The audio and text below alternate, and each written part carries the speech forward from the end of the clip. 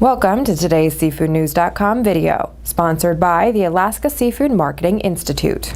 Through November 2012, U.S. imports of fresh Atlantic salmon fillets are at their highest levels since 2005. According to the U.S. Department of Commerce, year-to-date imports of fresh Atlantic salmon fillets are up over 40% compared to the same time a year ago, totaling 185.4 million pounds, about 55 million more pounds versus 2011 year-to-date figures. The surge in 2012 salmon imports has been led by a 75% year-to-date increase in Chilean imports. Through November 2012, Chilean imports of fresh Atlantic salmon fillets to the U.S. have totaled 144.7 million pounds, a year-over-year difference of about 62 million pounds. In fact, the 185 million pounds in 2012 U.S. salmon imports is the highest recorded volume since 2005, when the U.S. imported 193.6 million pounds of fresh Atlantic salmon fillets.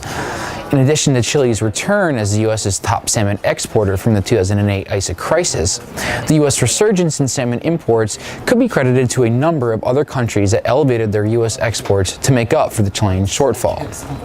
For example, from 2005 to 2008, the Faroe Islands, Norway, Canada, and the UK accounted for about 10% of the average U.S. market share for salmon imports, averaging 19.5 million pounds of imports per year.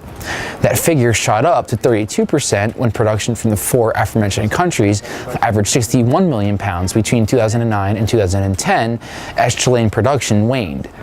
Since 2011, Chilean production has regained its market share, accounting for 71% of the average U.S. market.